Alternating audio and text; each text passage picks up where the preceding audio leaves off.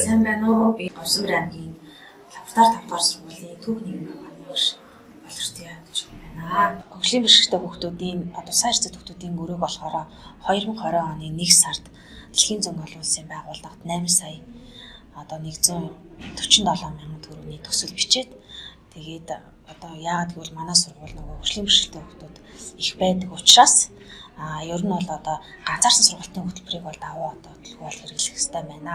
Хүүхдийг хөгжүүлэхэд тэгш хамруулах хэрэгтэй байна гэдгийг бол хараад тэгээд энэ өрөөг тогтчуулахаар болсон. Тэгээд 4 сард Дэлхийн зан олон улсын байгууллагын төсөл дэмжигдээд 4 сарын 15-нд болохоор энэ яг энэ өрөөг тогтчуулахад бол бид нар технологийн багш, ургац загш, тэгээ буян шиг багштайгаа нийлээд Дэлхийн зан олон улсын байгууллагын авч өгсөн энэ акустик хавтангаар болохоор эхний удаа бол бид нар тогтчулсан байгаа. Одоо энэ зургийг болохоор манай ургац багш маань тэгээд буян шиг багш маань бол зурсан. Яагаад ийм энэ цэрлэг шиг байгаа вэ гэвэл нөгөө хөгжлийн бэрхшээлтэй хүүхдүүд чинь 4 настай, 2 настай хүүхчийг тэмцдэг хүртэй учраас ороод ирэхэд маш гоё гоё орчин Үлгэрийн Баатартай ч юм уу цэцэгтэй ч юм уу ийм маягаар ингээд тогтчуулъя гэсэн санааг технологийн хоёр багштайгаа нийлж байгаад гаргаад энэ тогтчлтыг бол хийсэн байгаа.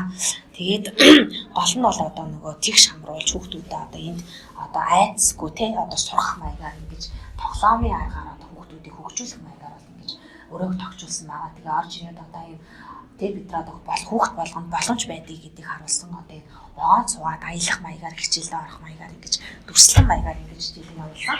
Тэгээ Дэлхийн зан олон улсын байгууллага маань болохоор дандаа нөгөө ой тогтооллын хүүхдүүдийн нөгөө ойг сайжруулах тэгээд гарын дасгал хөдөлгөөн маягаар ингэж ийм дасгалыг нөгөө багш нартайгаа ярилцаад яг хичээл ордог буюу шил манай сургууль 8 хүүхэд байлаа гэж батхад 8 хүүхдэд 6 багш орох жишээтэй 7-р ангид 3 хүүхэд байдаг.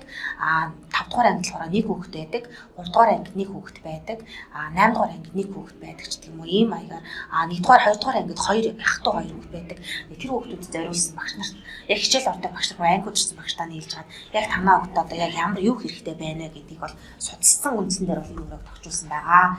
Тэгээ яг нөгөө хүүхд болгон давантай хүүхдэд нэг өөр сургалт, аавд цэмтэй хүүхдэд нэг өөр сургалт байх хийгдэх учраас хүүхд болгонд нь хашилгүй, ээлтэй тоглоом, мотон тоглоом маягаар ингээд авч тогтчулж хүүхдүүдийг бол 9 сарын 1-ээс ахгуулаад энэ өрөөнд хичээлээд эхэлсэн байгаа. Тэгээд манай тусгай хэрэгцээтэй 8 хүүхдэд бол 6 багш бол ажилладаг.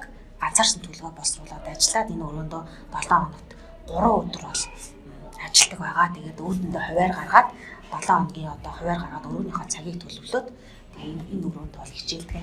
8 хүүхэд маань энэ өрөөнд орох маш ад жаргалтай, баяр баясгалтай байдаг.